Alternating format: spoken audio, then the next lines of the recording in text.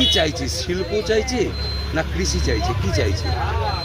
একসময় আমরা বলেছিলাম শিল্প যাতে না হোক, চাষযোগ্য জমি, আমরা অনিচ্ছুক কৃষক ছিলাম। আর দিদি যা করলো আমাদের দেয়ালে পিছন ঠেকে গেছে। এখন আমরা বুঝতে পারছি সিঙ্গুরের কি হাল, বুঝতে পারছি। কিন্তু এখন চাইছি সিঙ্গুরের শিল্প হোক, শিল্প না হলে ডান হাত মুখে উঠবে না। এই ঘুগনি বেচে, এই চা বেচে সংসার দাদা চালানো যাচ্ছে না, আর যাবেও না। কিন্তু দিদি তো বলছে ঘুগনি বেচতে। হ্যাঁ, দিদি বলছে, দিদির মাথায় মনে হয় ব্রেনটা শর্ট হয়ে গেছে, কিছু একটা মনে হয় চলে গেছে।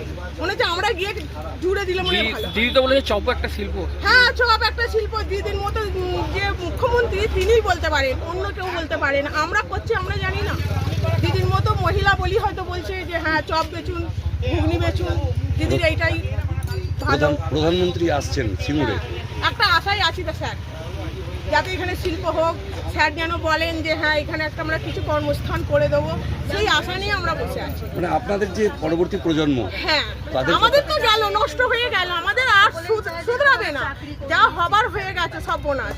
এইবার চাই ছেলে মেয়েদের ভবিষ্যৎ যাতে উজ্জ্বল হয়, যাতে না তাদেরকে ঘুগনি মুড়ি বেচতে হয়, এরকম। তার মানে চাই। সিঙ্গুর শিল্প চাইছে একদম। যতগুলো মানুষকে জিজ্ঞাসা করবেন ততগুলো মানুষই বলবে হ্যাঁ শিল্প একটা চাই।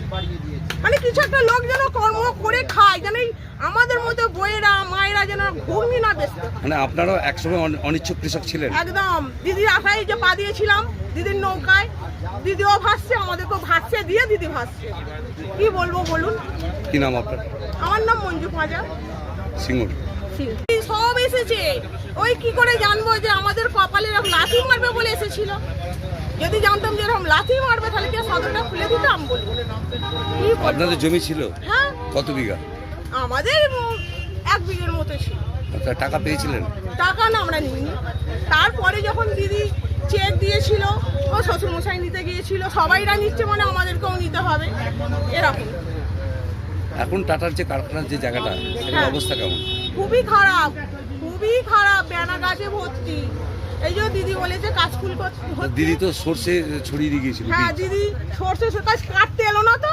সর্ষে তো ছড়িয়ে দিয়ে গেল, তাহলে কাটতে হবে, ঝাড়তে হবে। তো সর্ষে ছড়িয়ে দিলেই কি হয়ে গেল বলুন তো?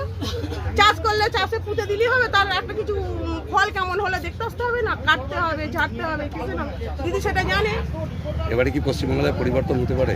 চাই, সবাই যেন চায় যে না পরিবর্তন হোক। অনেকদিন তো হলো খেলাটা, এবার বন্ধ হোক না, তাই তো নাকি? কি নাম আপনার? আমার নাম মঞ্জু পাঁজা। দিদি অনেক খেলেছে, এবার বন্ধ চাই।